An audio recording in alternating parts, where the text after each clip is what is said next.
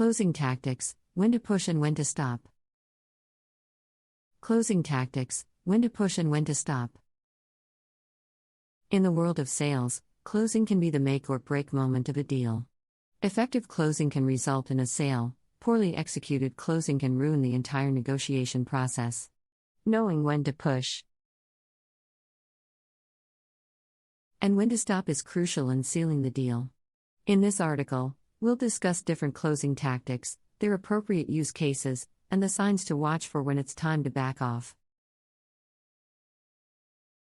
The first step in successful closing is to understand the customer's buying process. Salespeople should know what information the customer needs to make a decision and be able to provide it in a timely and relevant manner. Pushing too soon without adequately addressing a customer's concerns or needs can result in lost trust and ultimately lost sales. One closing tactic is the assumptive close, in which a salesperson assumes the customer has already made a decision to purchase and moves the conversation toward closing. However, it's critical to recognize that assuming the sale too early can make the customer feel pressured and result in lost sales. The urgency close, on the other hand, can be particularly effective when a customer is on the fence and needs a little extra motivation to make a decision. This tactic involves creating a sense of urgency around making a purchase by highlighting a limited time offer or emphasizing the consequences of an action. The urgency close should be used with caution and only when the timing and circumstances are appropriate. However, if done well, this tactic can be very effective in spurring action from hesitant customers.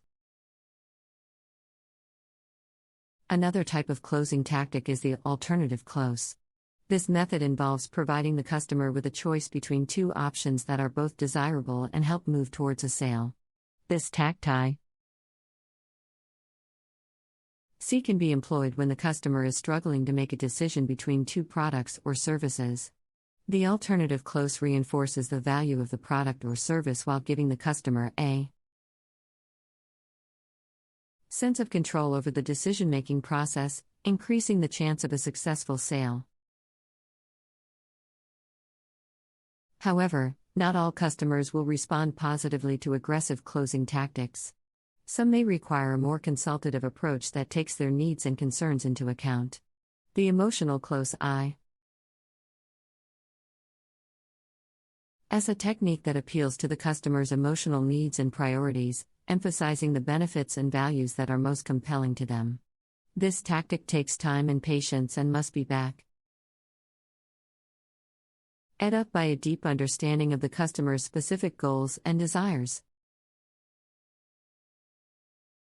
Despite the benefits of a consultative approach, there are times when it may be necessary to push a little harder.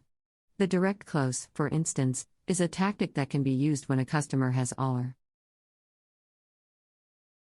expressed a strong interest and is well informed about the products or services offered.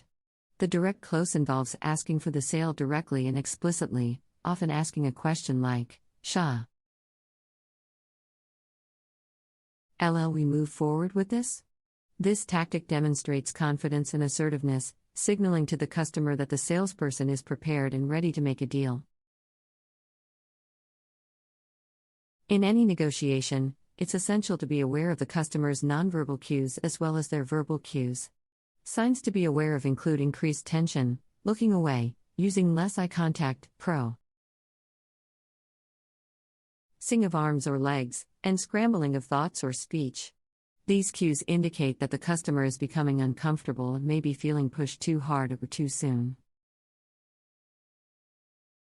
To prevent a potentially negative scenario requires active listening and an ability to read between the lines of what the customer is saying and how they're reacting to those things. One way to assess customer dissatisfaction effectively is by listening to why they feel uneasy, and then responding accordingly. For instance, the salesperson could note that the customer may feel like they're buying pushed too hard, or they have concerns that haven't been addressed. Acknowledging the customer's objections in this way builds rapport and trust, which can increase the likelihood of closing a sale. Down the road. Another sign that it's time to back off is when the customer begins